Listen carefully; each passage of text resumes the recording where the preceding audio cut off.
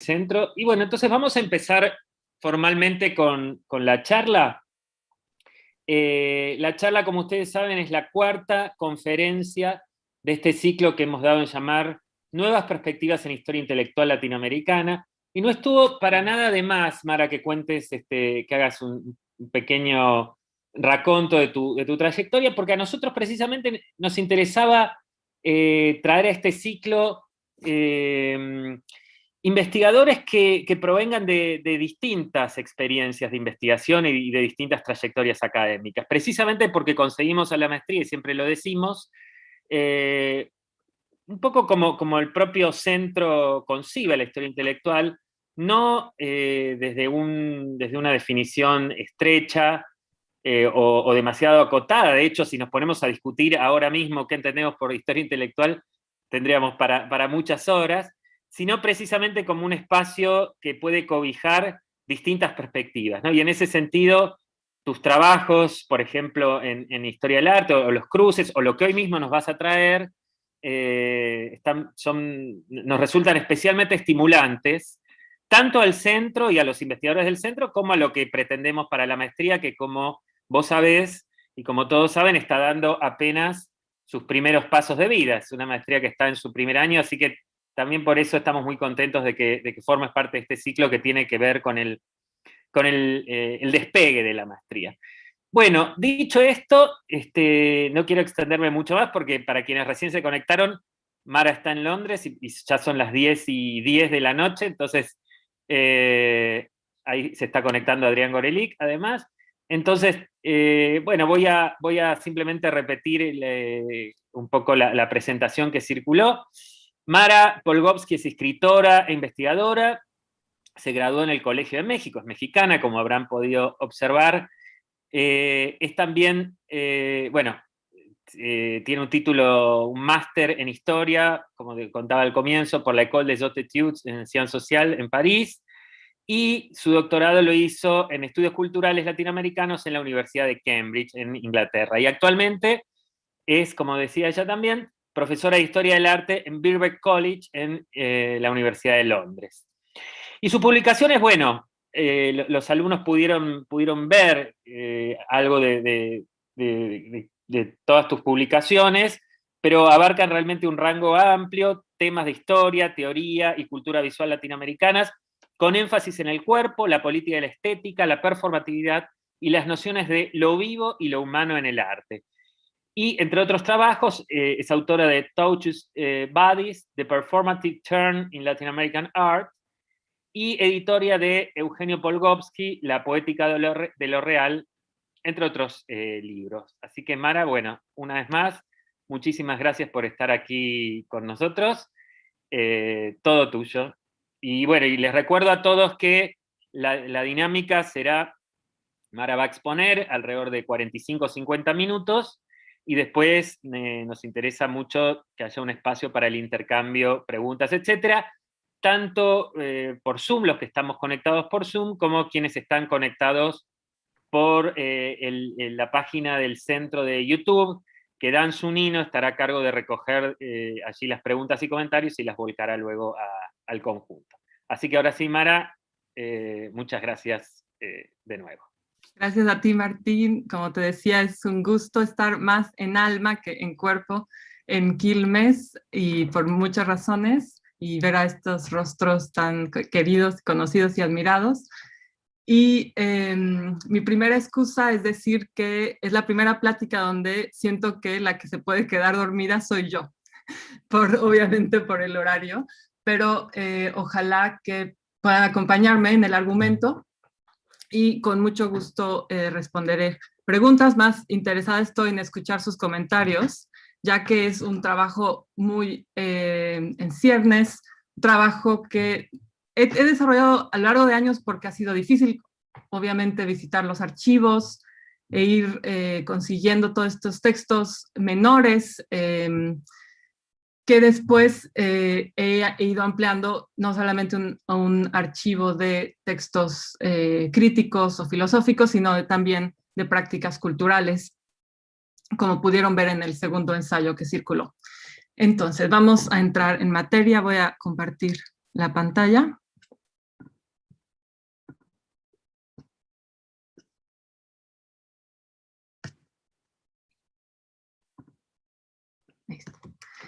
En defensa del humanismo, el pensamiento mexicano ante el auge de la cibernética. En esta plática buscaré hacer un repaso del lugar y la importancia de la cibernética en la historia intelectual mexicana durante la segunda mitad del siglo XX, enfocándome tanto en la participación de pensadores mexicanos en el desarrollo de esta compleja metaciencia que realmente revolucionó las relaciones entre humanismo y ciencias duras entre los años 40 y 70, y su recepción crítica entre intelectuales y filósofos.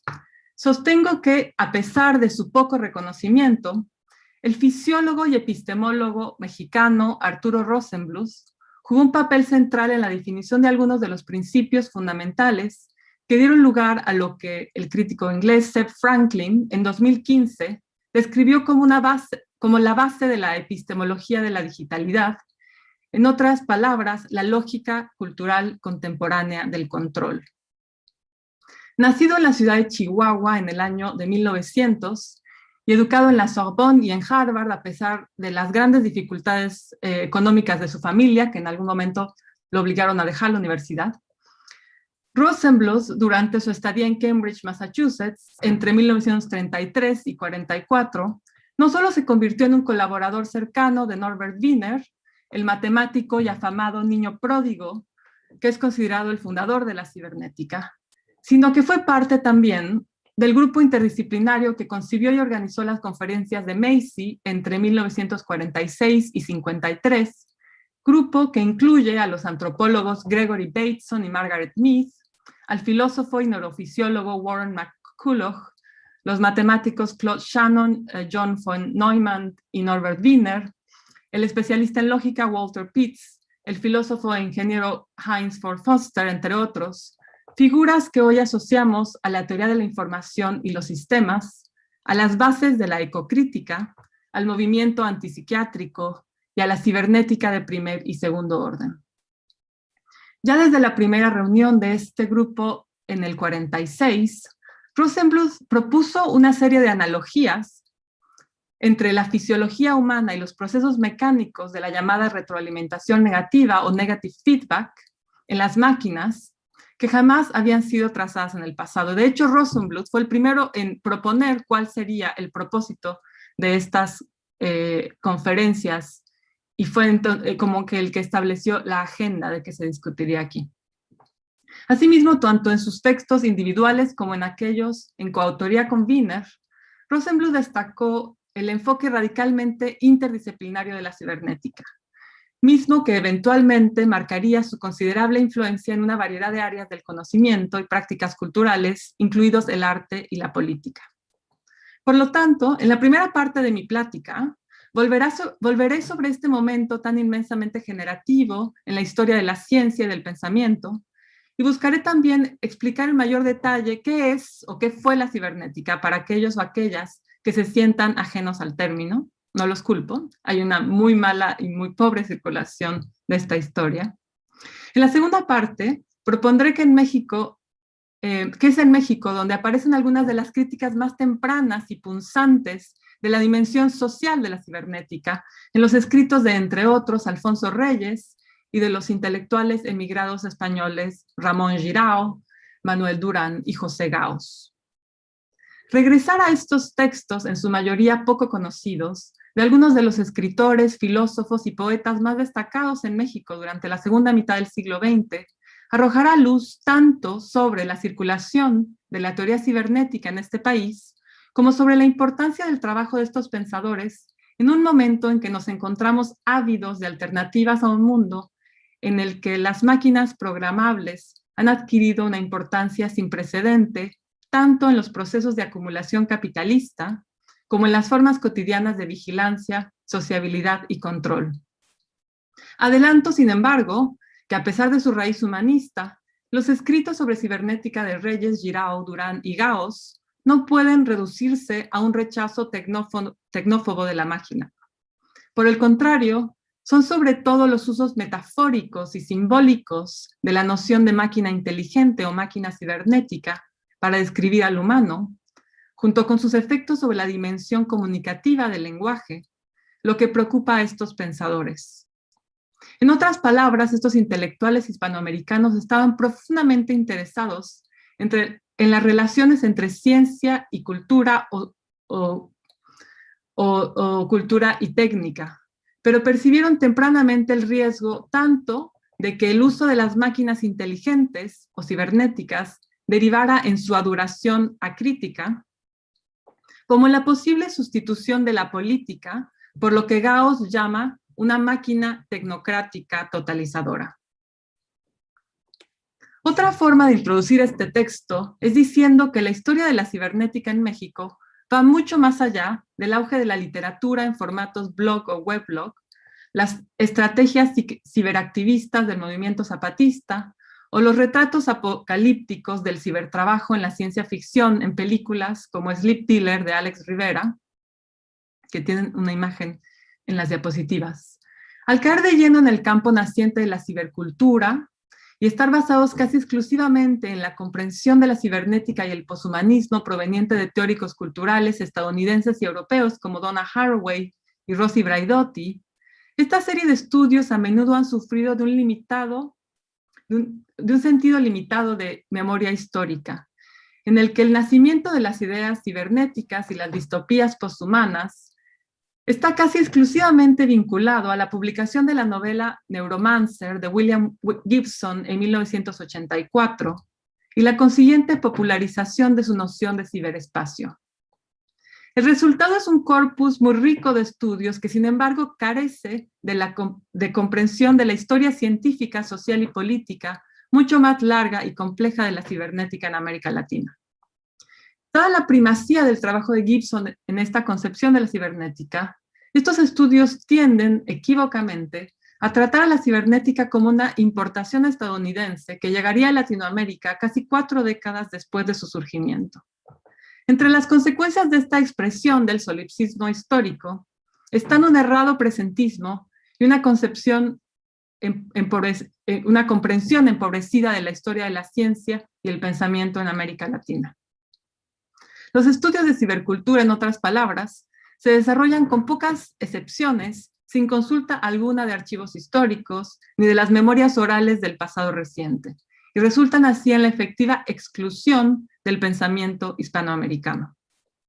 Nos enfrentamos de nuevo a una problemática división del trabajo entre, por un lado, la generación de ideas puras y conceptos en el norte, es decir, en los trabajos de Donna Haraway, de Bruno Latour, N. Catherine Hale, Deleuze y Guattari, Braidotti, etc., y por el otro, su estricta aplicación o resistencia en el sur.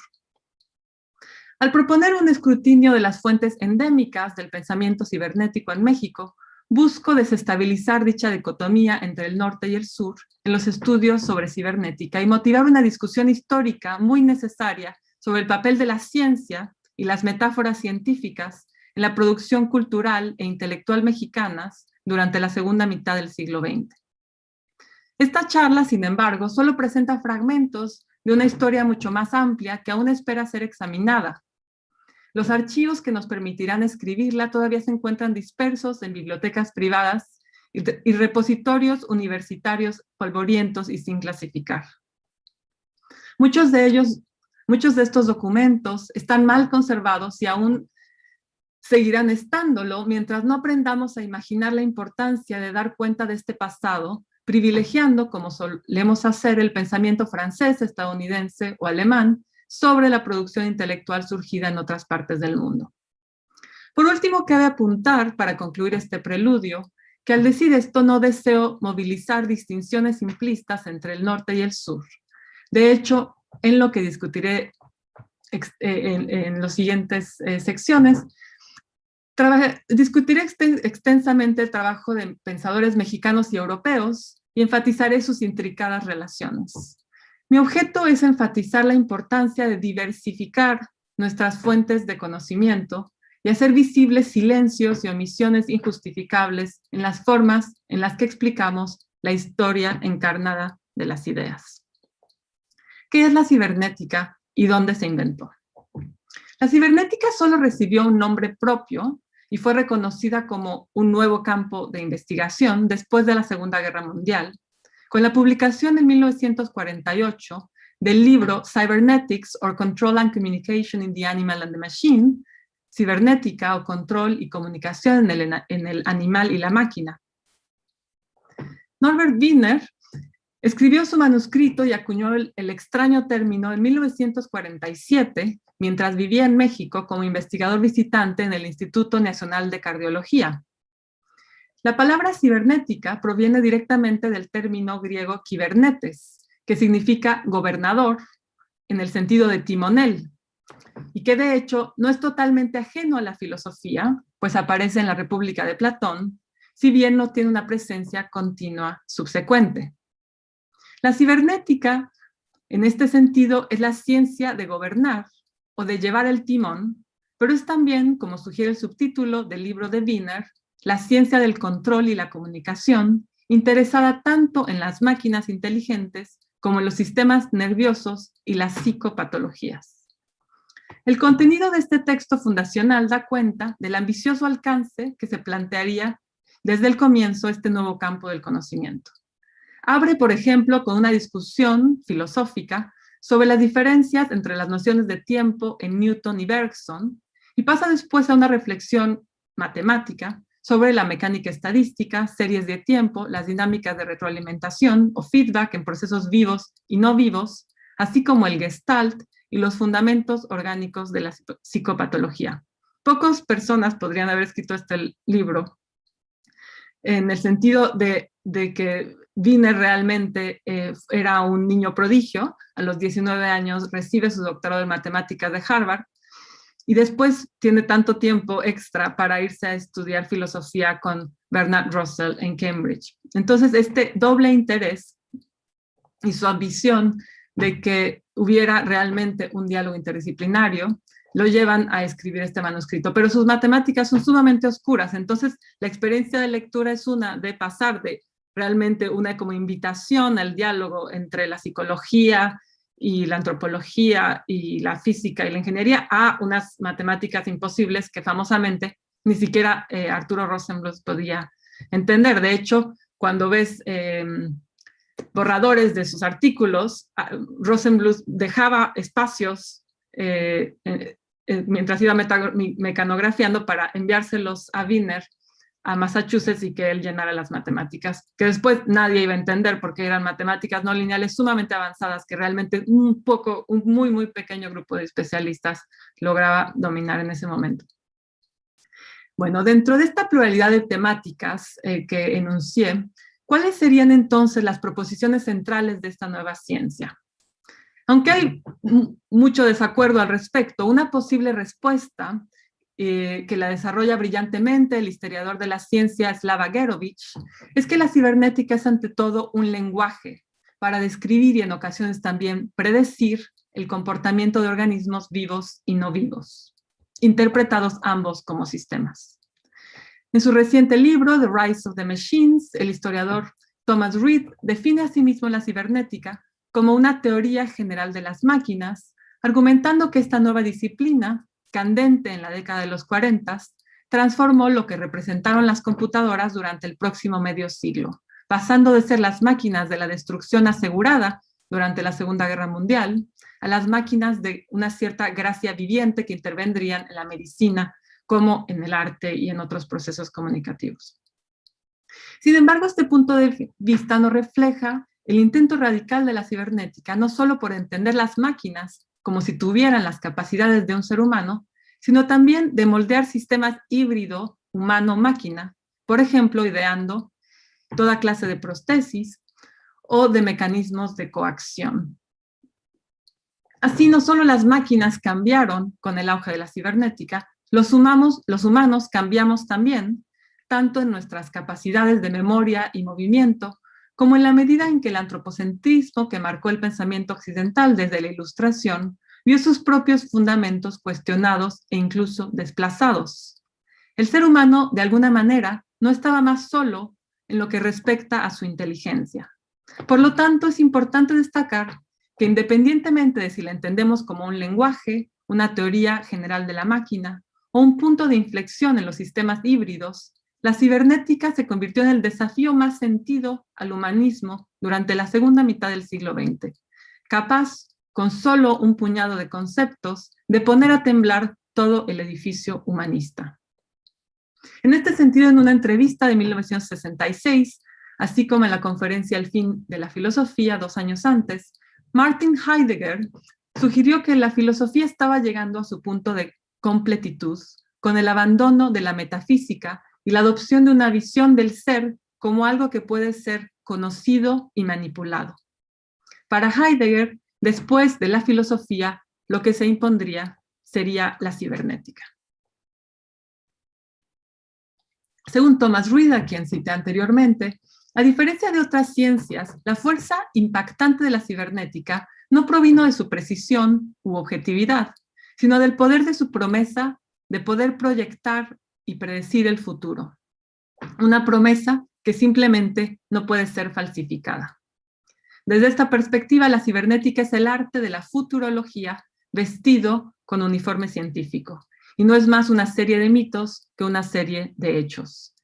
Cito, créanme, dice, este es un dato duro que aún no ha sucedido. Aquí me voy a saltar la parte del artículo que pudieron leer, espero, en torno a el origen de esta ciencia en los años 40, comienzos de los años 40, cuando está en pleno la Segunda Guerra Mundial. Y hay un problema impostergable, que es la rapidez de los aviones bombarderos alemanes. Para darles una prueba, una sensación de cuán urgente era entender cómo parar estos aviones, entre agosto y diciembre del año 40, solamente hubo 8 noches en Londres que Londres y el resto de Inglaterra no fue brutalmente bombardeada. Entonces, lo que pasaba era que la percepción humana estaba siendo como insuficiente para detener a estos aviones cada vez más rápidos, cada vez más invisibles. Entonces Wiener se une al esfuerzo de guerra y empieza a pensar un sistema que no concebiría al avión y al piloto como entes independientes, sino que tendría que pensar en su agencia conjunta para así entender las posibilidades de vuelo. Y por otro lado, en el sistema antiaéreo se llama, sé muy poco en balística, pero bueno, estaba investigando.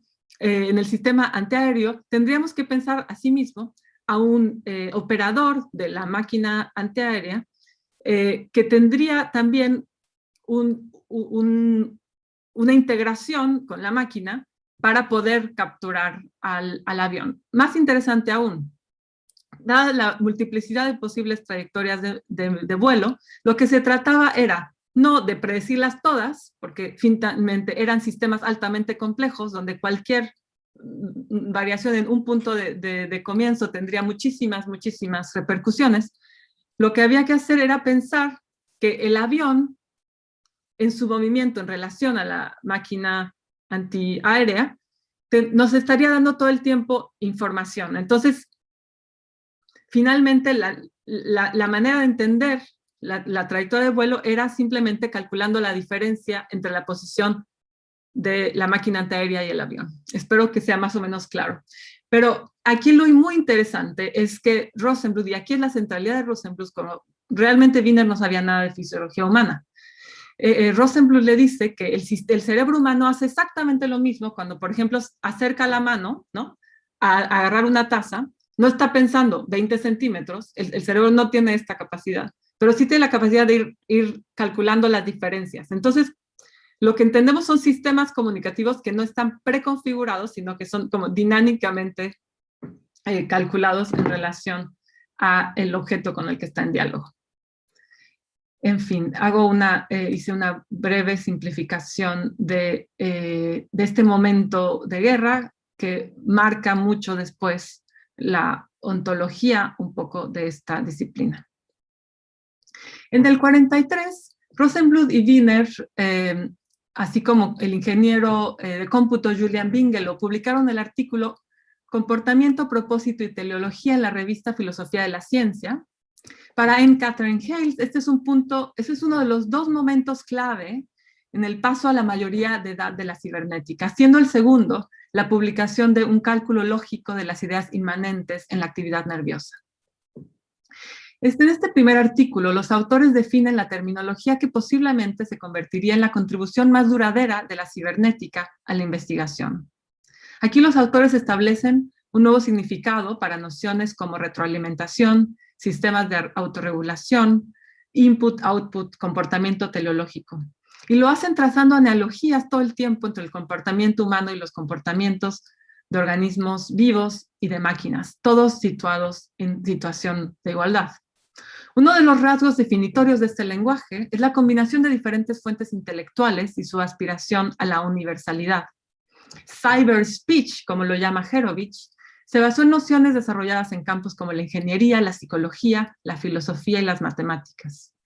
Así, algunos plantean que por primera vez en la historia moderna del conocimiento, un lenguaje compartido permitió a un grupo de científicos poco ortodoxos describir, cito, a organismos vivos, dispositivos de control y comunicación, y la sociedad humana exactamente en los mismos términos.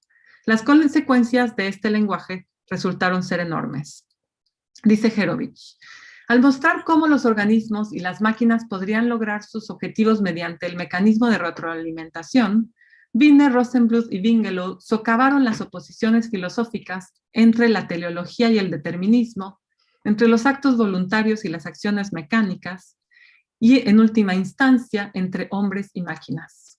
Argumentaron que las clases generales de comportamiento son las mismas en las máquinas y en los organismos vivos. Por lo tanto, los organismos y las máquinas podrían describirse en términos similares y estudiarse con los mismos métodos. Así pues, ¿cómo respondieron los intelectuales mexicanos a este intento de posicionar lo humano ante el universo de lo no humano? Alfonso Reyes y la metáfora. Uno de los primeros textos críticos de un intelectual mexicano sobre el tema de la cibernética apareció el 10 de agosto de 1952 en México en la Cultura, suplemento semanal de la revista Novedades, que reunía las voces de intelectuales españoles exiliados en México, así como de jóvenes y prometedoras figuras literarias de la época, como Octavio Paz, José Emilio Pacheco, Carlos Monsiváis, Elena Poniatowska, Juan García Ponce, entre otros. Fue el filólogo y escritor Alfonso Reyes quien redactó este texto titulado El hombre y sus inventos. Con el estilo intertextual característicamente denso de Reyes, este artículo aborda los problemas filosóficos centrales que plantea la cibernética, situando en el meollo de su argumento una serie de preguntas y paradojas que presenta la leyenda hebrea del golem, palabra que viene del Talmud, y refiere a aquello incompleto o sin forma, como un embrión o una masa informe de polvo, que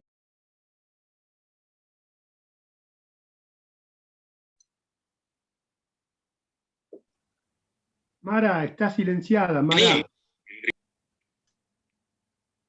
Mara.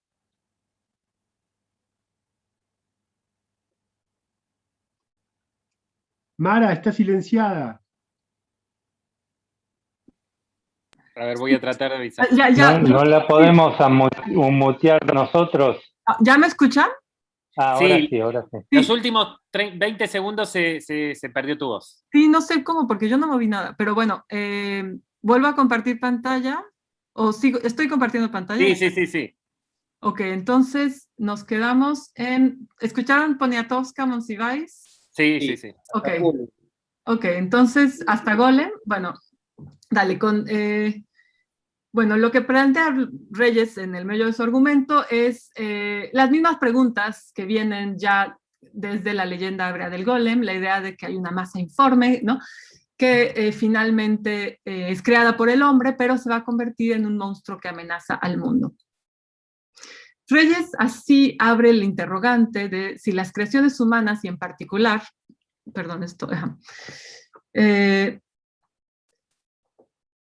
y en particular las máquinas están totalmente bajo nuestro control. ¿Podrían convertirse acaso en fuerzas perniciosas, susceptibles de poner en peligro la continuidad misma de la humanidad? ¿Podría el uso de las máquinas para la actividad intelectual conducir a una pérdida generalizada de memoria y una dependencia cada vez mayor de esta para el acto de razonar. ¿No? Esta es la pregunta siempre de si las computadoras, que son nuestra creación, pueden llevar a nuestra destrucción, ¿no? Habrá un momento en que las máquinas gobiernen a la sociedad.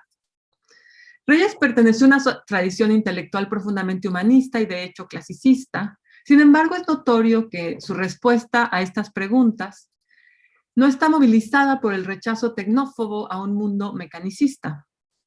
Por el contrario, uno puede sentir en su texto una especie de burla matizada dirigida hacia los temores del propio Wiener sobre los posibles abusos o usos indebidos de la cibernética. Escribe Reyes: da mucho que pensar la actitud de los sabios que, tras deponer el fantasma, se asustan ellos mismos, que inventan el robot o la calculadora y luego se echan a temblar, convenciéndose poco a poco de que sus criaturas electromagnéticas abrigan intenciones oscuras, han adquirido vicios humanos, pasiones, fatigas nerviosas, irritabilidad, caprichos, y están conspirando contra el hombre. Tranquilicémonos, ni siquiera el homeostato de Ashby ha merecido el libre albedrío. El llamado de Reyes a la calma frente a una tecnofobia creciente en el núcleo mismo de la investigación cibernética es precedida en su texto por una serie de referencias a los imaginarios de emancipación robótica en la mitología y cultura popular, refiriéndose a la leyenda medieval del hombre de palo, construido por el famoso relojero Juanelo Turriano, que este hombre de palo terminó interesantemente siendo quemado en la ciudad de Toledo. Se refiere al Frankenstein de Mary Shelley, al homúnculo que aparece en el Fausto de Goethe, entre otros. Para Reyes, la potencia oculta de la materia para rebelarse contra aquello que la reprime es una verdad política presente en todas estas narrativas. Sin embargo, añade que debemos ser cuidadosos al trasladar de forma irracional el mito del golem al campo de la cibernética, cuyas posibilidades y consecuencias permanecían ampliamente inexploradas a principios de la década del 50. A ver, aquí tenía una... Bueno, no pasa nada. El hombre y sus inventos puede leerse como respuesta a un artículo publicado en la revista Time el 23 de enero de 1950, titulado La máquina pensante. Y de hecho firmado como una editorial, no tiene autor. Este texto fue realmente crucial en la popularización de la cibernética en México y en todo el mundo occidental, dada la amplia circulación de la revista y el hecho de que el artículo fue reseñado en periódicos y otras publicaciones. De hecho, Reyes no leyó el libro de Wiener, sino que lee el artículo de Time. Es su fuente, ¿no? Dos aspectos importantes a señalar de este texto es, por un lado, la descripción de las pocas e inmensas computadoras existentes en aquel momento utilizando analogías con características humanas, y por el otro, su equiparación con el oráculo de Delfos, tema que sin duda debió haber atraído la atención de Reyes. El artículo asimismo sugiere que la inteligencia humana sería sustituida cada vez más por la inteligencia de la máquina, y el cerebro humano, en consecuencia, se iría reduciendo de tamaño, cosa que me parece hasta ahora no ha sucedido. Así el artículo describe a Bessie, abreviatura de Bessel Functions, una de las primeras computadoras diseñadas en Harvard, como una sibila o sacerdotisa de la ciencia. Refiriéndose a Bessie en femenino, el texto describe a las computadoras como, cito, una máquina larga y delgada, cubierta de vidrio y construida por 760,000 partes. Fin de cita. Continúa diciendo que Bessie responde infaliblemente a los acertijos que se le presentan, aun cuando estos versen sobre temas tan diversos como los motores de los cohetes, la física nuclear y las funciones trigonométricas. Bessie, por otro lado, fue la primera de una serie de máquinas con nombres humanos, incluidas Mark I, II y III, que demostraban rápidamente al mundo de qué eran capaces las computadoras, en particular en relación a sus capacidades de pensamiento. Inevitablemente en este relato, Bessie era una especie de Eva mecánica que aparece como un presagio de una segunda caída del hombre o una segunda expulsión del paraíso. Frente a la futurología especulativa de la revista Time, que posiciona antagónicamente al hombre o al humano frente a la máquina, la perspectiva de Reyes no es oponerse al mundo de las computadoras ni pronosticar el fin de lo humano. En cambio, su visión humanista posiciona a la máquina como un acompañante en el ejercicio humano de la razón, que sin embargo falla en el terreno de la poiesis. Así Reyes define la cibernética no desde un punto de vista operativo, sino epistemológico. La describe como, cito, una abstracción que se proyecta sobre múltiples campos particulares, una síntesis lógica lanzada a descubrir la coherencia entre muy distintas aplicaciones, unas reales y otras soñadas. Fin de cita. Por un momento, Reyes advierte que esta ciencia del futuro o de los sueños podría arrojar al humano hacia el insomnio perpetuo.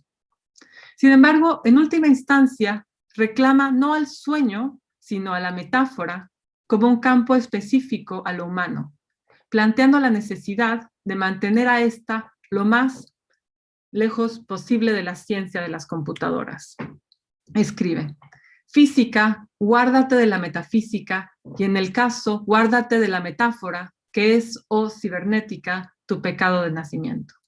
Y continúa: en su afán por relacionar los dominios tan remotos como los esquemas electrodinámicos, los biológicos, los sociales, la cibernética corre el riesgo de enredarse entre las figuras retóricas y entregarse a la prosopopeya inconsciente.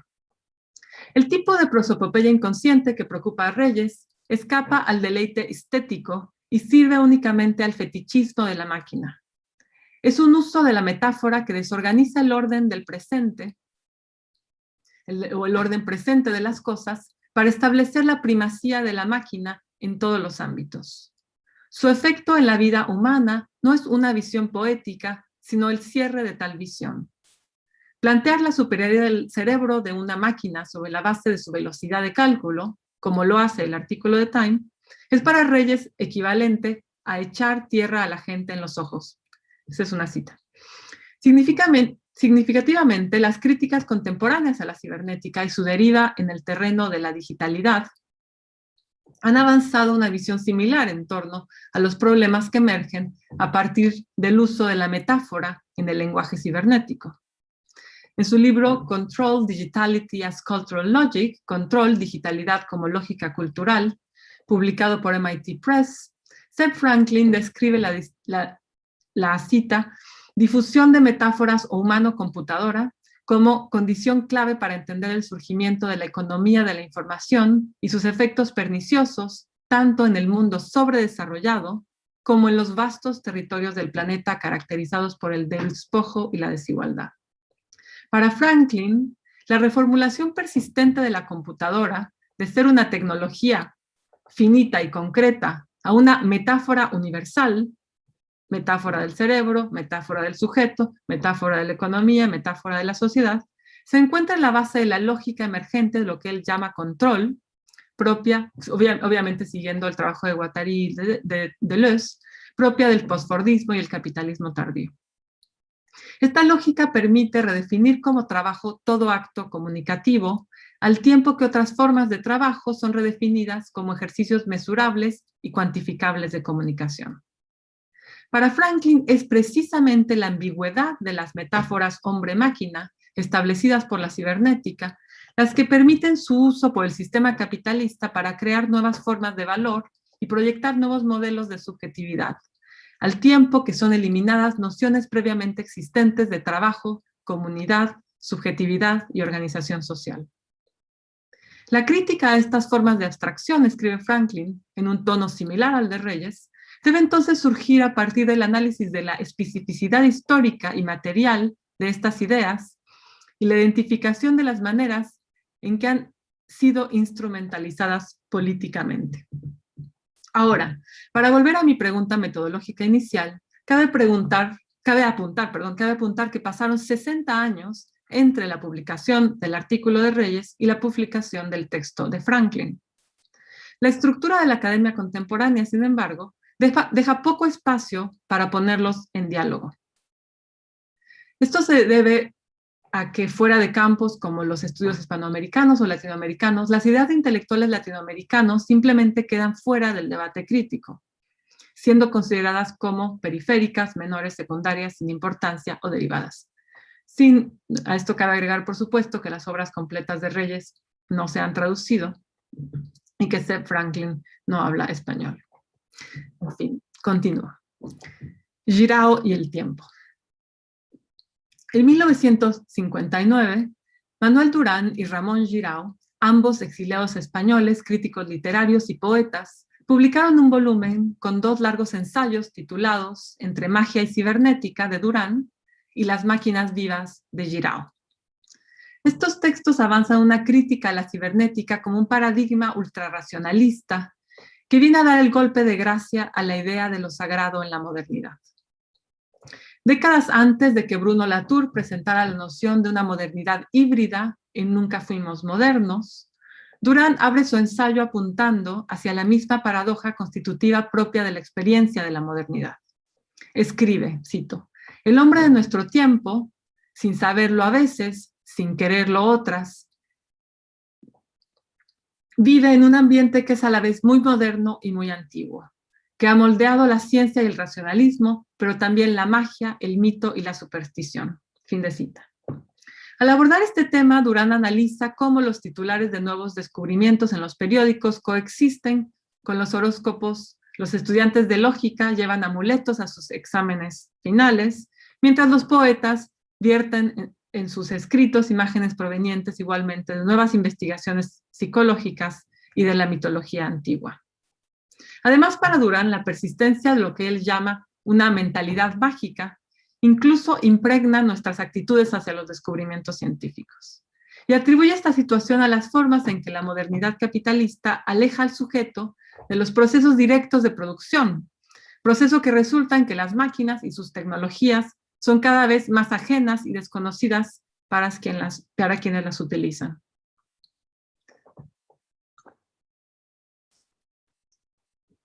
La preocupación de Durán por el lugar de la magia en la modernidad es intrínseca a su interés por la relación entre magia y poesía.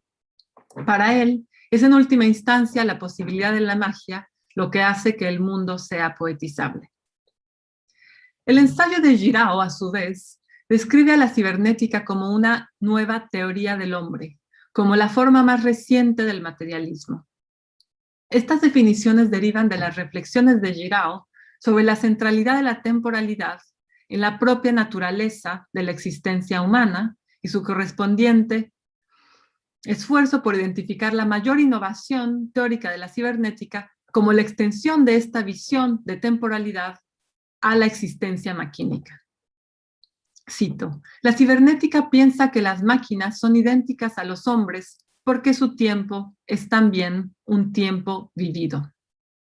Aquí podríamos pensar en términos de cómo cambia la temporalidad de la máquina cibernética en relación a la máquina pre-cibernética, o diríamos, por ejemplo, fordista, en relación a la película de Chaplin, Tiempos Modernos, donde cuando está Chaplin frente a la máquina tiene que hacer movimientos exactamente repetitivos, ¿no?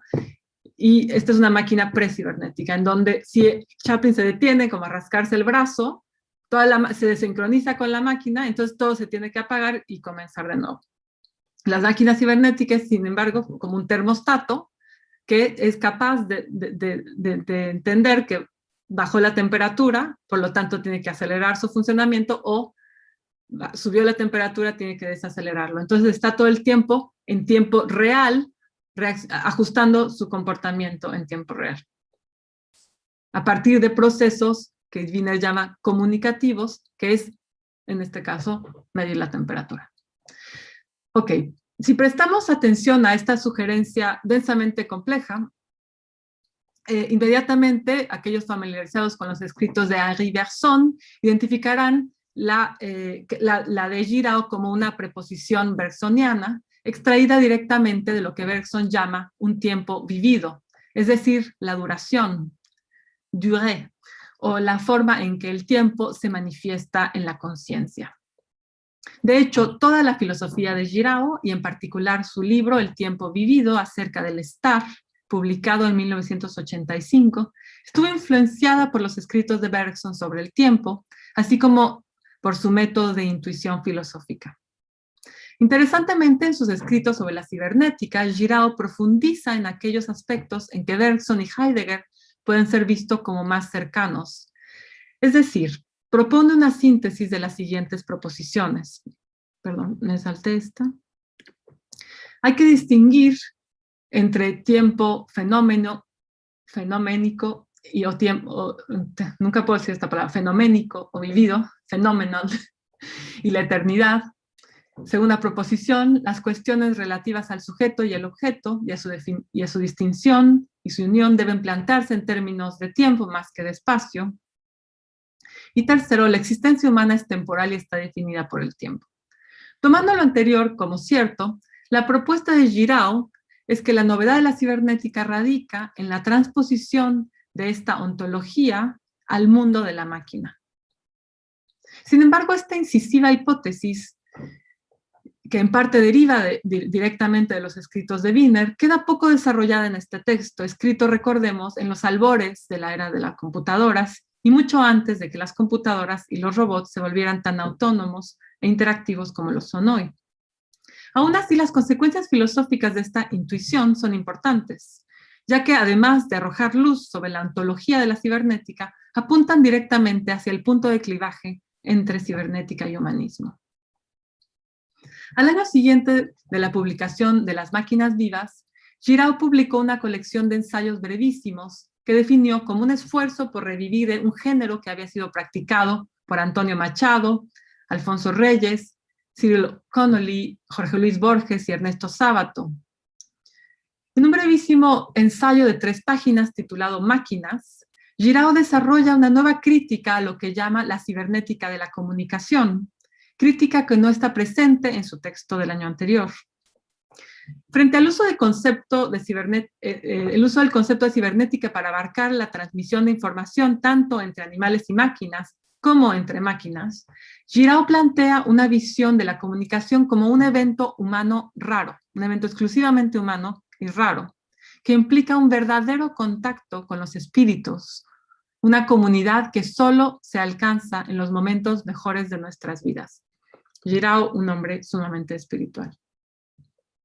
Procede a describir el telégrafo, el teléfono, la radio y la televisión como, en general, medios de información y solo excepcionalmente medios de comunicación. Aquí Giraud vincula la noción de comunicación con su raíz latina en la noción de comunitas, que refiere a una comunidad desestructurada en la que todos son iguales, o bien al espíritu de esta comunidad. Más aún, Giraud expresa la preocupación de que una definición puramente técnica de la comunicación, como la de Wiener, se vería privada de una ética.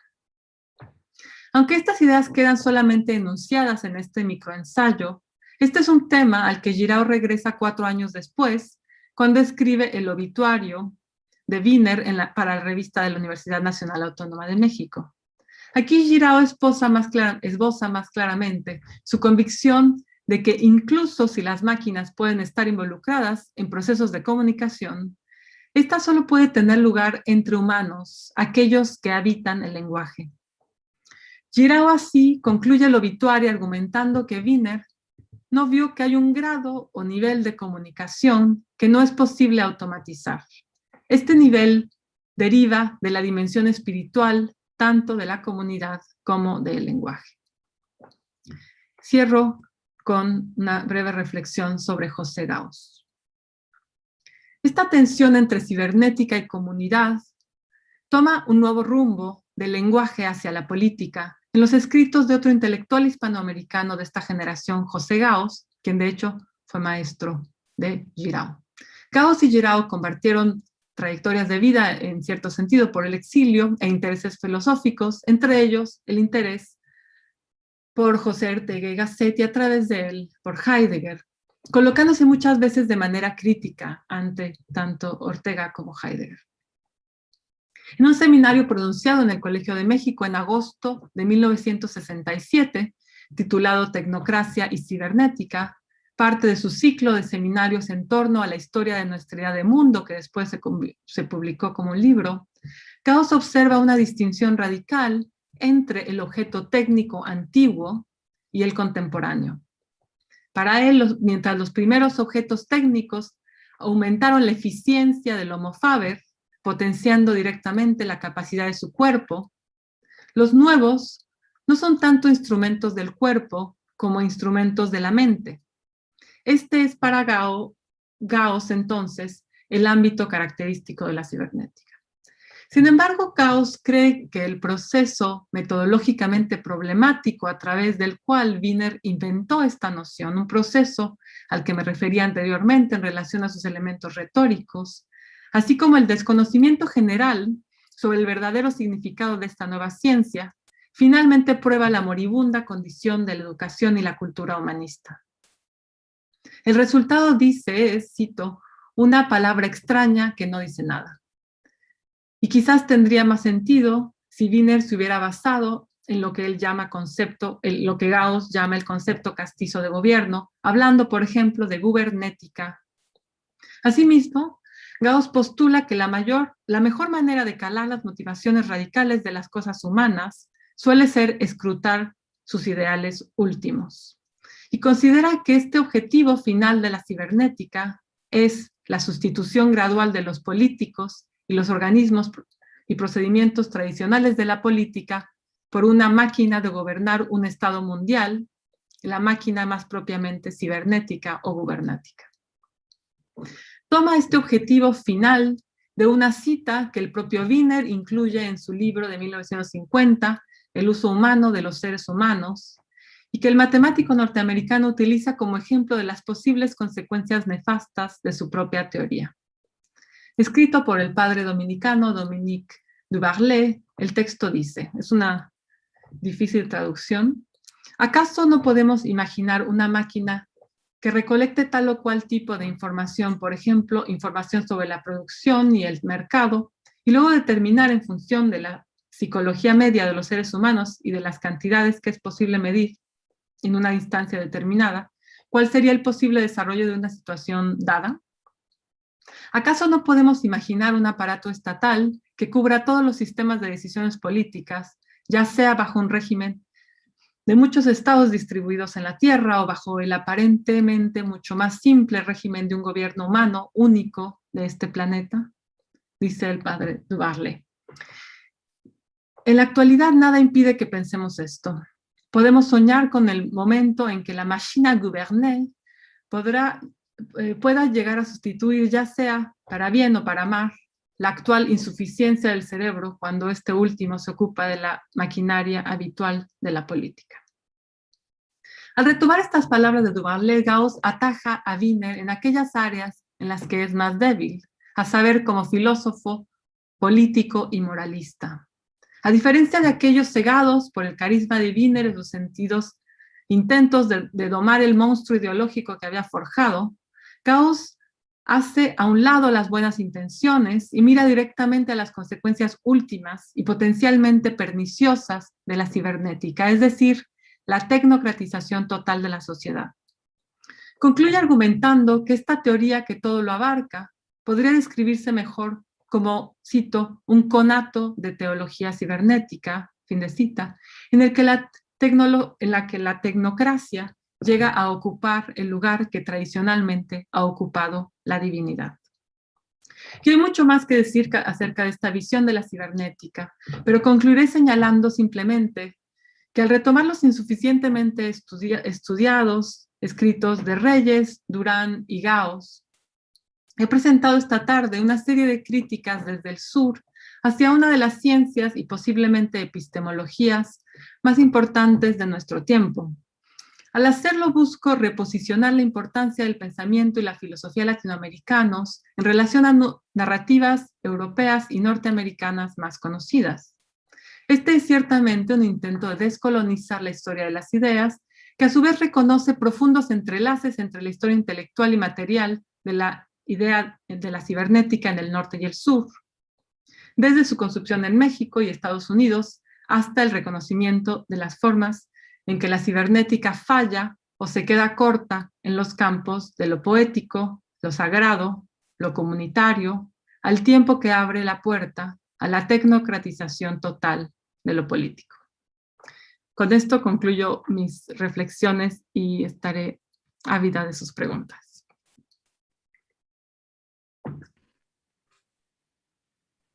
Muchísimas gracias, Mara. Ya podés, dejamos de compartir. Dame un segundo, ahí tenés saludos. Desde YouTube te saludan algunos amigos como María Osinski, Silvia La Cruz y Liliana Weinberg. Te mandan saludos de distintas partes, hablando de México y Estados Unidos. Bueno, vamos a abrir entonces la ronda de preguntas para quienes quieran comenzar a hablar, o levantan la mano o se anotan en el chat, así yo los puedo ver, y se van anotando para hacer comentarios, preguntas o abrir algunas inquietudes de un tema que no manejamos del todo bien. Decimos acerca de la automatización, ¿no? La teoría de Chaplin todavía requiere la computadora que nos desmutiemos y nos mutiemos todo el tiempo mecánicamente. No ha aprendido la computadora a ayudarnos en ese sentido. Así que bueno, yo estaría contento, digamos, de empezar a escuchar algunas preguntas. Tengo algunas recomendaciones, hablando esto de tu interés por, digamos, colectar, de algún modo recolectar autores latinoamericanos que estén pensando la cibernética. No sé si conocías recientemente aquí Pablo Manolo Rodríguez, publicó Las palabras en las cosas, desde una perspectiva bien Foucaultiana, es el traductor de Simondon en Argentina, por la editorial Cactus, y es justamente lo que habla sobre la cibernética, ¿no? Es un tratado sobre la cibernética, es un experto en comunicación, y estaba viendo a ver si citaba algún otro latinoamericano. Entonces, una de las primeras preguntas que me surge es, cuando vos tomás este grupo de autores mexicanos, si ellos, pensadores mexicanos, están dialogando con otros pensadores latinoamericanos acerca de la cibernética. Si encontrás cruces con otros colegas o del sur global, digamos, también pensando de un modo distinto en esa época a lo que estaba, digamos, adviniendo con la cibernética, ¿no? Por supuesto, sí. Les puedo contar también, sin duda, abarcaré la pregunta, pero ¿cómo llegué yo a este campo un poco oscuro?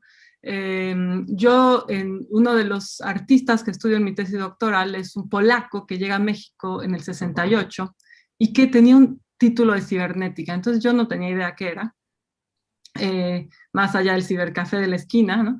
Esa era mi referencia, y me puse a leer y encontré una vastísima literatura sobre la cibernética en Europa del Este. Resulta que ante la muerte de Stalin y el destape como de la corrupción en el núcleo del Partido Comunista, empieza a surgir la idea de la cibernética como aquello que podría salvar al socialismo. Y realmente se crean centros de cibernética en toda soviética, y influencia mucho después el desarrollo de la ciencia ficción, y empecé a ver como la deriva como cultural de la cibernética. Hay un libro brillante sobre Salvador Allende y lo que le llaman los revolucionarios cibernéticos, porque interesantemente un británico llamado Stafford Beer fue asesor de Allende en un momento, y Allende tenía un proyecto cibernético para el socialismo chileno, tenía un centro de control que es una especie de realmente escenografía de ciencia ficción. Entonces empecé a ver, y yo lo que fui a México y fui a la biblioteca de la central de la UNAM, luego fui a la biblioteca de la Facultad de Ciencias Políticas y busqué cibernética, ¿no? Y encontré estos distintos textos dispersos,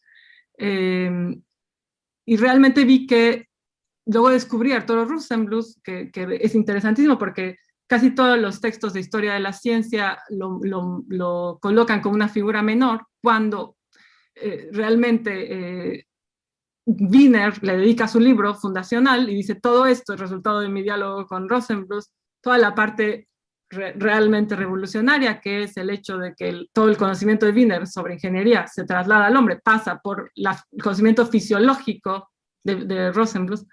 Bueno, me lleva a decir, bueno, hay mucho más.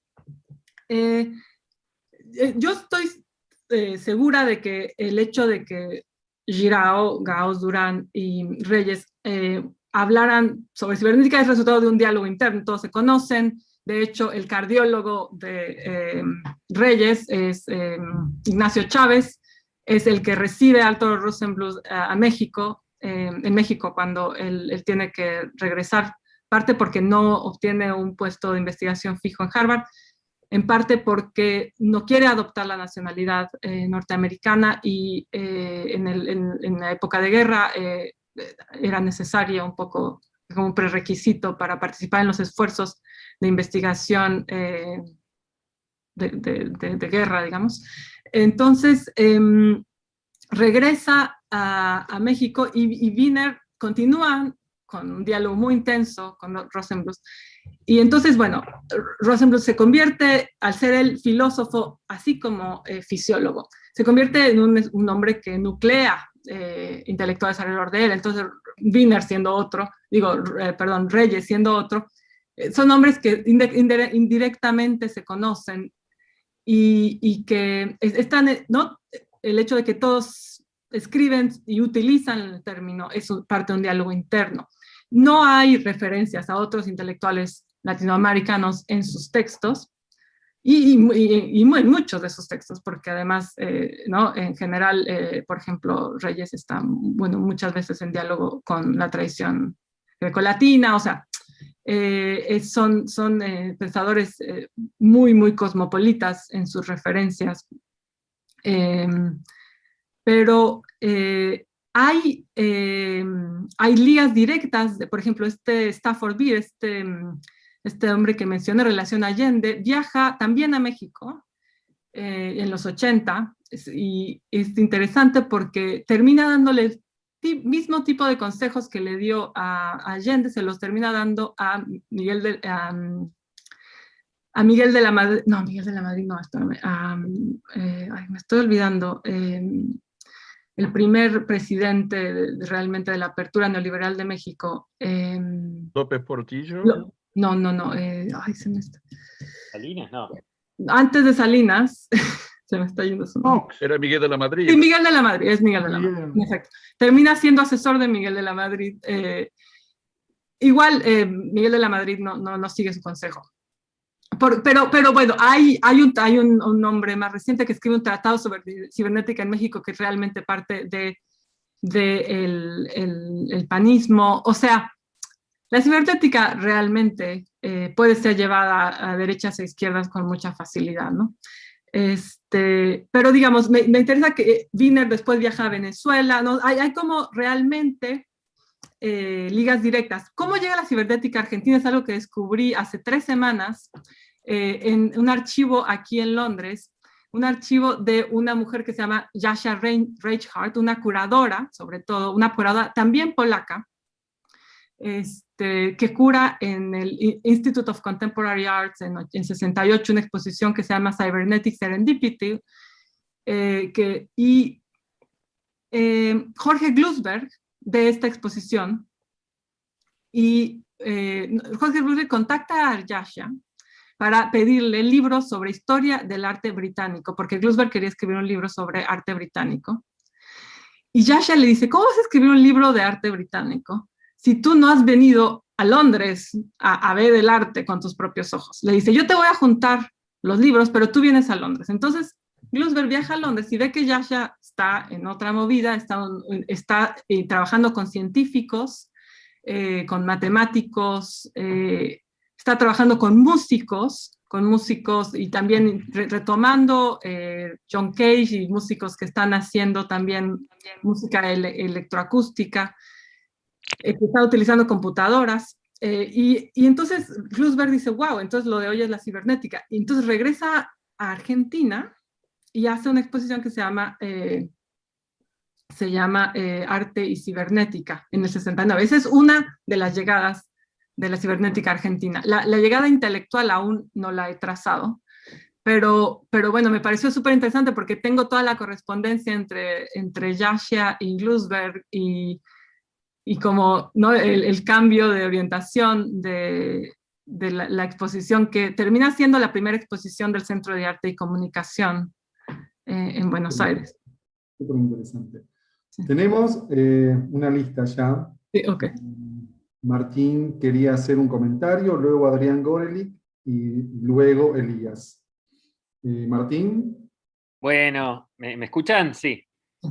Bueno, Mara, fascinante realmente tu exposición, muy interesante, más allá de que, como decía Dan, yo estoy entre los que se me escapan muchos de las cuestiones que has abordado. Entonces te escuché realmente con mucho interés, pero también con cierta perplejidad, digamos. No, pero me interesó mucho en un plano más amplio, mi comentario iba a ser en un plano más amplio, ¿no? Me interesó mucho una suerte de doble desplazamiento que haces vos en tu trabajo, ¿no? Por un lado, en esta época donde, y vos citaste a varios autores, ¿no? Bruno Latour y bueno, muchos otros, digamos, en una época donde, digamos, hay un pensamiento sobre la contemporaneidad por buenas razones, desde una mirada que uno podría llamar humanista, apocalíptico, digamos, sobre los distintos, las distintas realidades de la contemporaneidad. Ese primer desplazamiento sería, si bien no en las mismas, digo, desde otro lugar, pero encontrar esa mirada que vos llamás humanista también, en relación al auge incipiente de las máquinas, en ese momento, que era un momento, hay que pensar, ¿no? Es un momento de, nada, de despegue del capitalismo de bienestar, de posguerra, en fin, de un momento muy distinto de la actualidad, ¿no? Digo, grosso modo. Entonces, por un lado, hacer dialogar nuestra contemporaneidad con ese momento que uno lo ubicaría en otro registro, en un registro más bien de salimos de la Segunda Guerra, bueno, y se dan los famosos 30 años de optimismo, etcétera, ¿no? O bueno, cierto que muy mediado y problematizado, pero bueno. Y luego el otro desplazamiento muy interesante es efectivamente el que haces entre centro y periferia, ¿no? El de traer estas críticas o estas reflexiones desde el pensamiento mexicano, cuando habitualmente se las piensa como desde otros orígenes. Y ahí yo pensaba en una conferencia editada por la editorial Katz del historiador Dipesh Chakrabarty, que se llama El humanismo en la era de la globalización, donde Chakrabarty, trayendo a colación al pensamiento de Tagore y de Fanon, entre otros, los terminaba ubicando a cierta distancia crítica de algunas vertientes del pensamiento postcolonial, no como abonando miradas particularistas, sino, él decía casi textualmente, pensando como ingredientes para pensar un humanismo a partir de diversas circunstancias particulares. Es decir, cómo desde distintos lugares pueden hacer una crítica humanista, ¿no? Y entonces, querría que preguntarte, a ver si querés ahondar algo más en relación a este lugar periférico, ¿no? O aparentemente periférico del pensamiento latinoamericano y mexicano, porque en tu exposición, y me parece súper rico, exhumás una serie de textos que no están siendo contemplados, y efectivamente, ¿no? Decís, Reyes no está traducido, etcétera, no se lo considera, pero digo, ¿cómo pensar esa colocación periférica? Yo diría, manteniendo dos cosas. Por un lado, esa crítica al lugar subalterno del pensamiento latinoamericano, ¿no?, que vos hacés, pero al mismo tiempo evitando lo que llamaría el repliegue identitario posible en una recuperación de ese estilo, y muy presente, por ejemplo, me parece a mí, en el giro decolonial.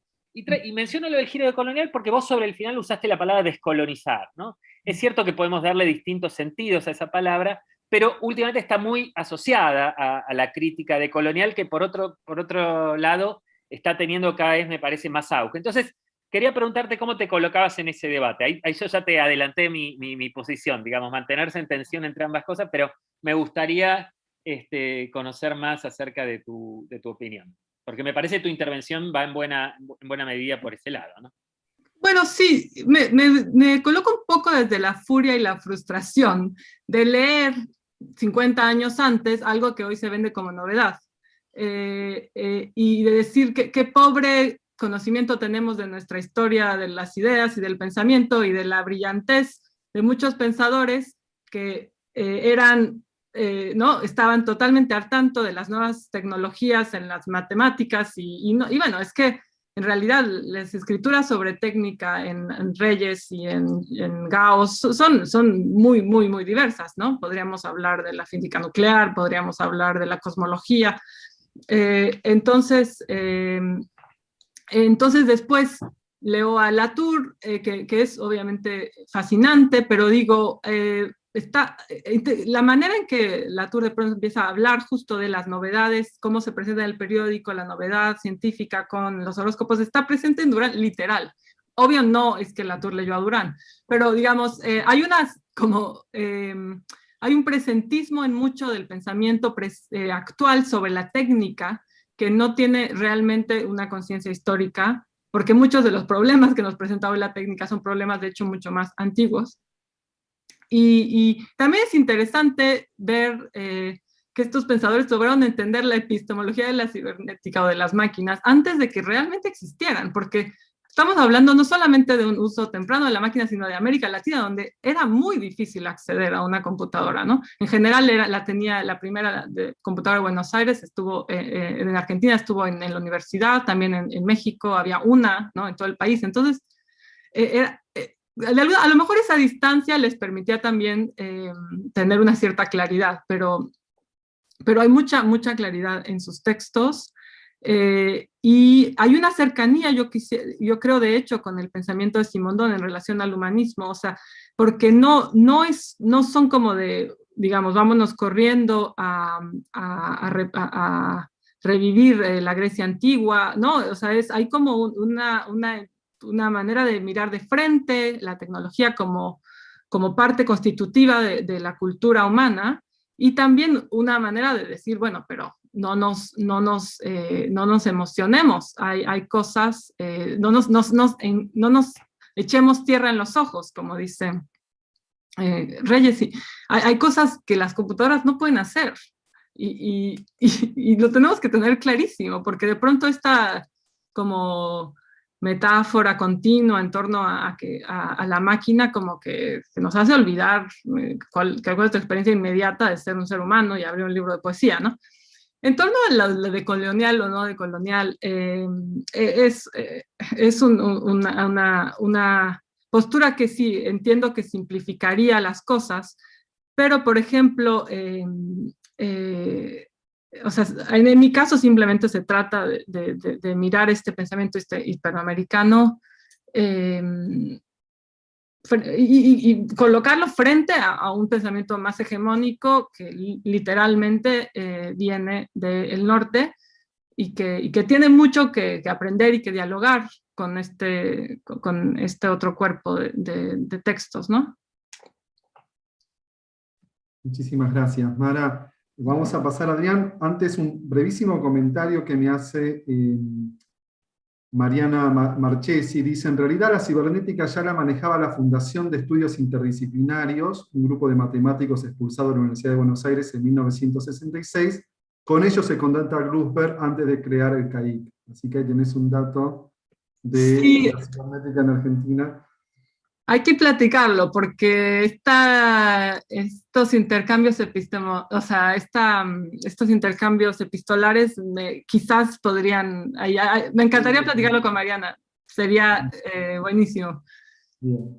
Le doy la palabra a Adrián, entonces.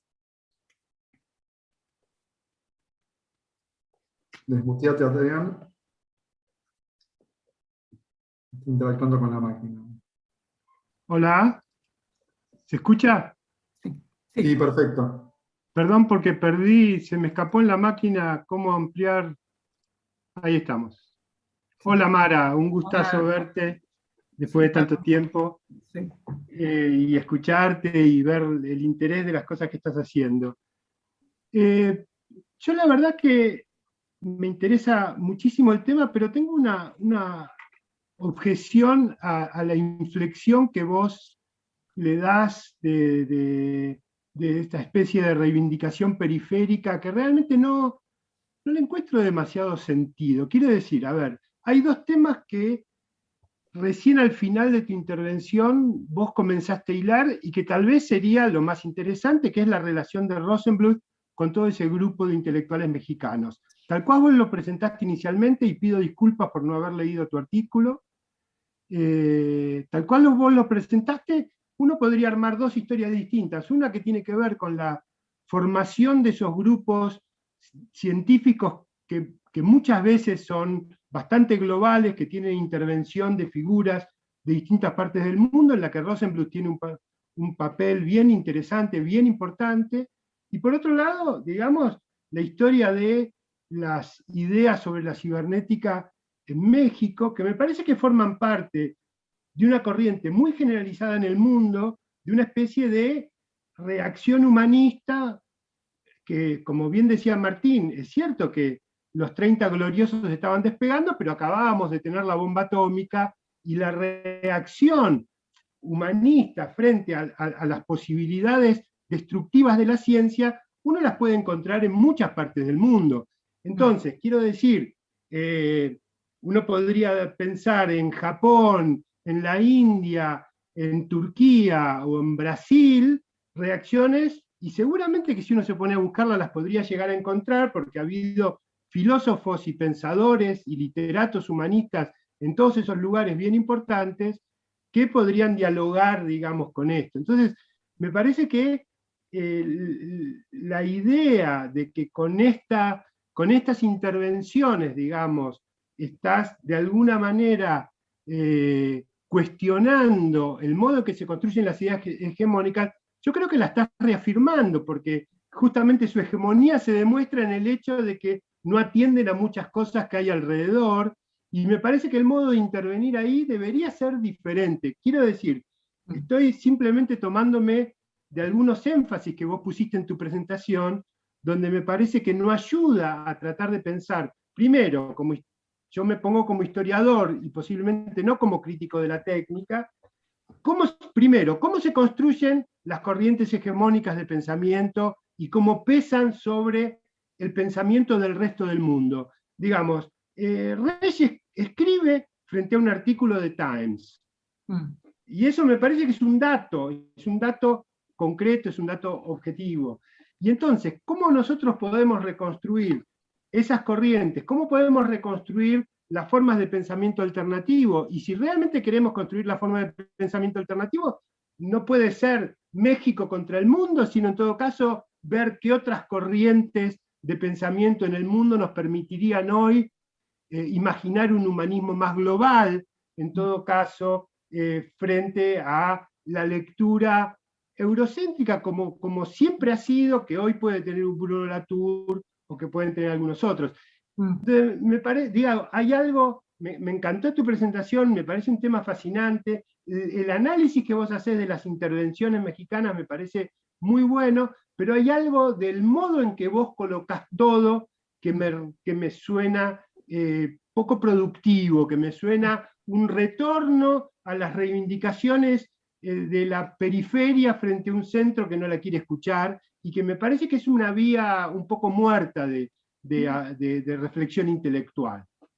Sí, digamos, entiendo perfecto la crítica. Lo que quizás le pondría ahí una matiz es el hecho de que más que una reacción, yo estoy intentando rescatar la complejidad del pensamiento de estos pensadores. O sea, no son humanistas que están diciendo odiamos las máquinas. Están haciendo críticas muy, muy, muy interesantes a una nueva epistemología. Que después sí, de hecho, las podemos colocar frente a Simondon en los 60, etc.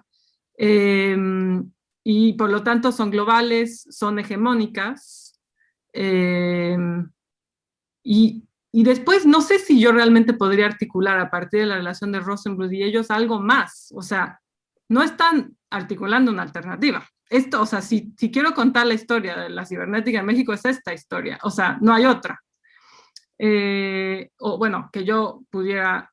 Sí, no hay otra. Y a mí me interesa la historia de la cibernética porque siento que es la historia las bases culturales de nuestro presente, que es hegemónico y es dominado por una monoepistemología casi, que es justamente que nuestra manera de hacer cultura y hacer política es justo en relación a este tipo de máquinas, y estamos como cada vez más hibridizados, etc. Entonces, o sea, sí, me gusta mucho tu crítica, pero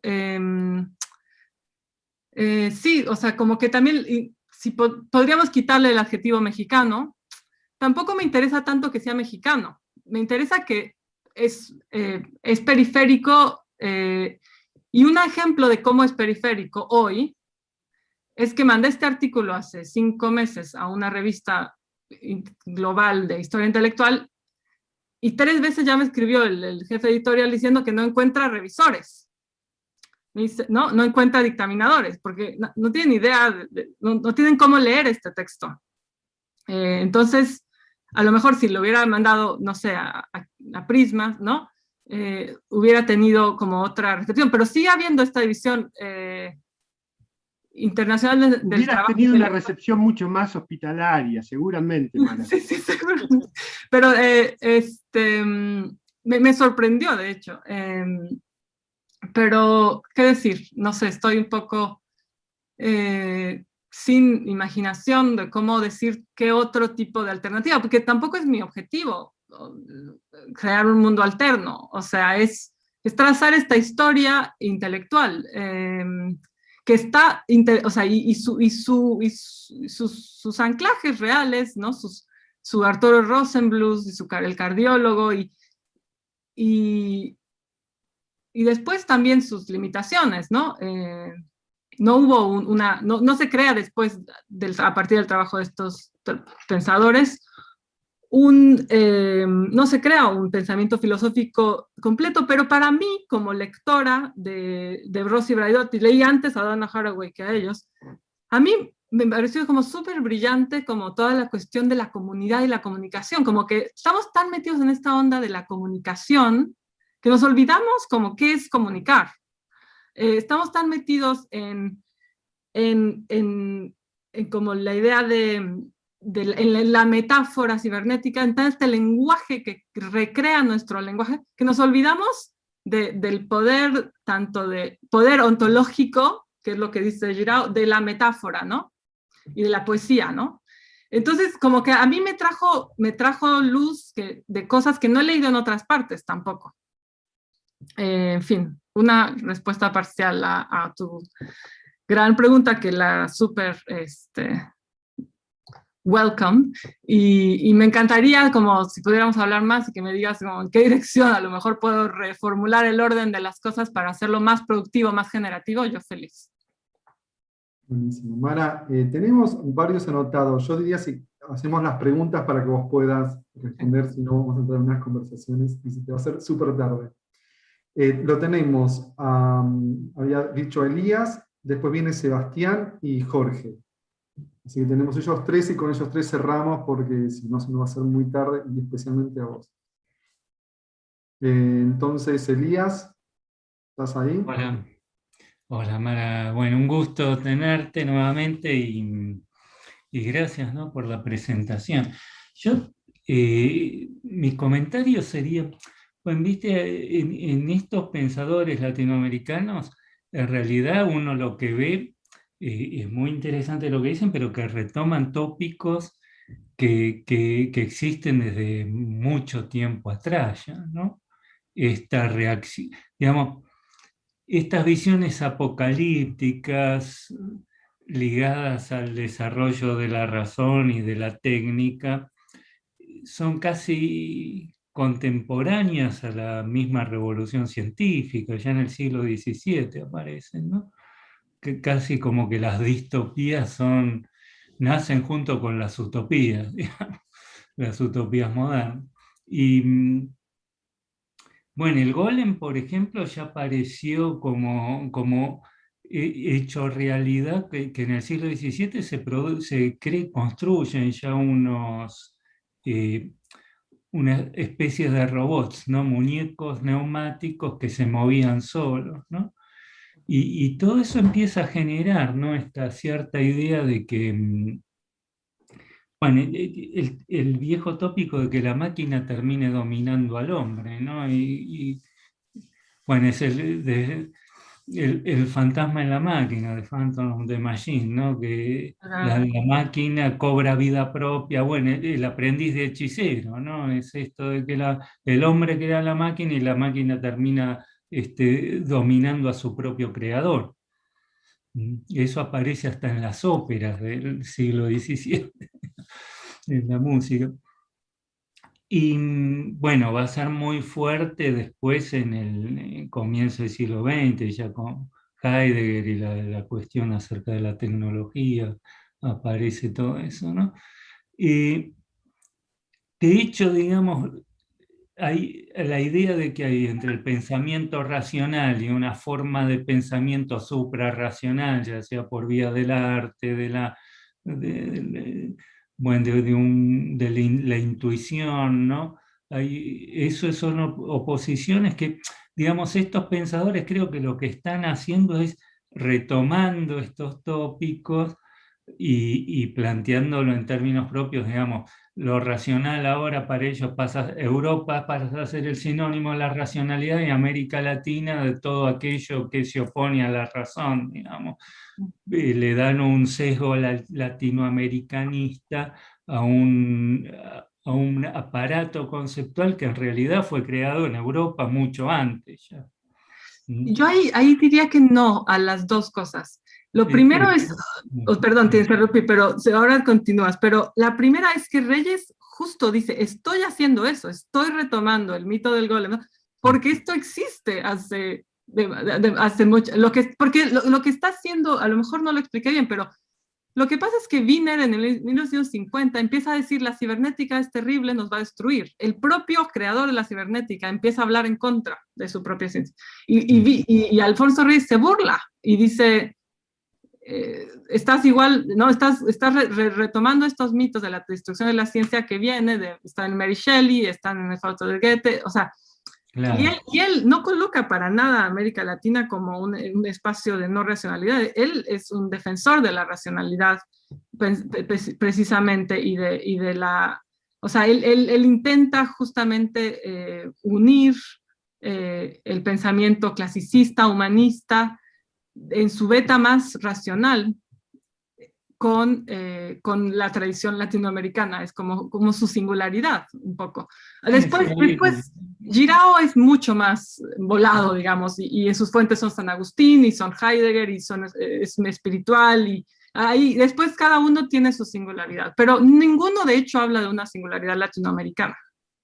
A lo mejor yo o nosotros lo estamos proyectando porque al final mi conferencia los aborda como pensadores mexicanos, pero ellos mismos no se posicionan como mexicanos o como españoles, ¿no? Pero sí. Sí, bueno, se van a armar ahí dos bandos, ¿no? Siempre unos que están más a favor de la razón y otros los más radicales opositores a la razón.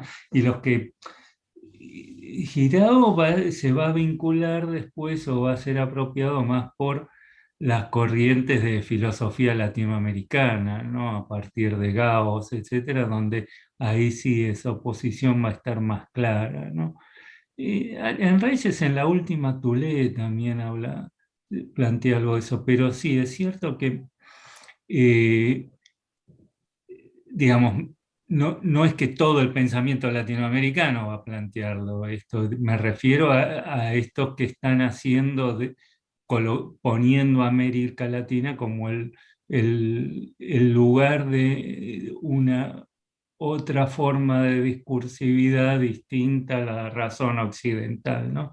Que es la que va a predominar, sí, sobre todo en la segunda posguerra. Pero, bueno, lo último que quería decirte era sugerirte quizá otra vía de estudio, porque Dan mencionó a Pablo Rodríguez, ¿no?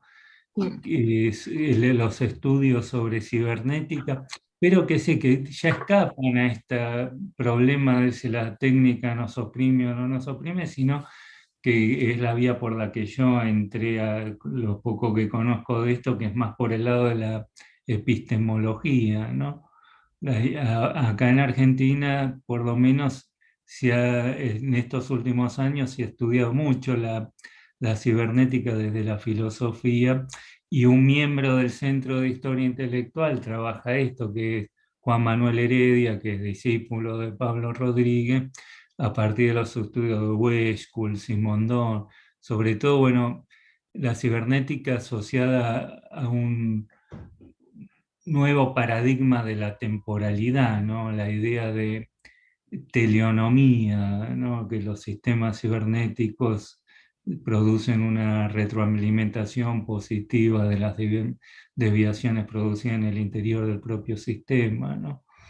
Que está ligado a, ¿no?, a la idea de, sobre todo en biología, con Maturana y Varela, la de mitopoiesis o bueno, la evolución de los propios sistemas evolutivos. Bueno, por ese lado me parece que hay una forma también de apropiación de la cibernética, pero que sí, ahí ya no hay nada de específicamente latinoamericano, es la participación dentro de debates epistemológicos que trascienden las fronteras, digamos, ¿no? Sí, no, me interesa muchísimo el trabajo de Simondon y creo que también por ahí va mi propia reflexión en ya el conjunto del libro. Perdón, Pero, un último dato, se han hecho acá en Argentina ya varios congresos sobre Simondon.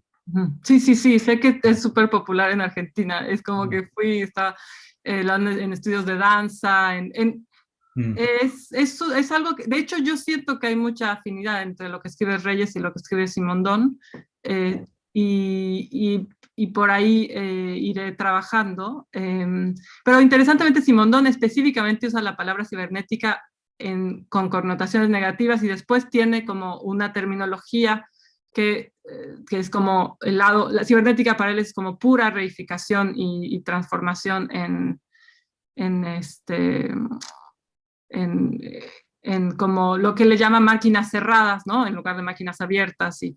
O sea, él como que tiene una concepción muy específica, muy cerrada, pero... El propio Simondon en realidad se preocupó porque, bueno, él se hizo más famoso por este libro sobre el modo de existencia de el los modo de objetos. existencia de los objetos técnicos, ¿no? Que fue el que más se difundió, que para él era el peor de sus libros en realidad, ¿no? Que no era lo que a él le interesaba, por lo que se terminó conociendo, ¿no? Sí, no, pero te agradezco mucho. Bueno, Sebastián se tiene que ir. ¿Querés, Sebastián, podés intervenir antes de irte? Bueno, si no, creo que se fue. Jorge, te paso la palabra si no se nos hace muy tarde. Sí, bueno, simplemente quería decir que me había fascinado la presentación, que me pareció muy sugerente toda la interpretación que se hacía. Yo ignoro todo lo que tiene que ver con la cibernética, así que mis preguntas están postuladas desde la ignorancia total. Por un lado, me interesó muchísimo, yo no conocía ese texto de Alfonso Reyes sobre la cibernética, y yo me preguntaba si ese era el único texto donde él abordaba esto en este periodo, o si dedicó otros ensayos al mismo tema, si se volvió un tema recurrente. Ese periodo del pensamiento de Reyes es el que yo menos manejo.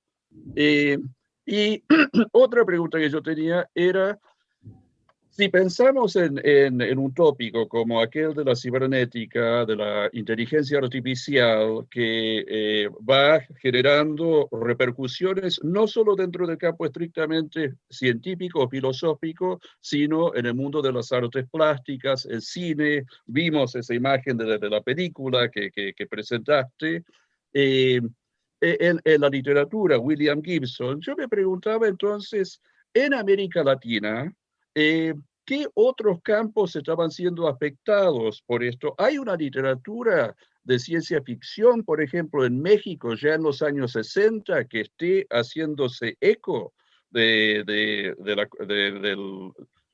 las posibilidades o los peligros de la cibernética, o en otros países de América Latina, en lengua española, pensando en la propuesta de rescatar esta vertiente del pensamiento sobre la cibernética que se daba en lengua española y que es en gran medida ignorada por quienes trabajan en los países anglosajones o en Francia. Esas son mis dos preguntas. Y después simplemente quería mencionar que me parece fascinante un aspecto que no se ha mencionado todavía de la presentación, y es ver cuando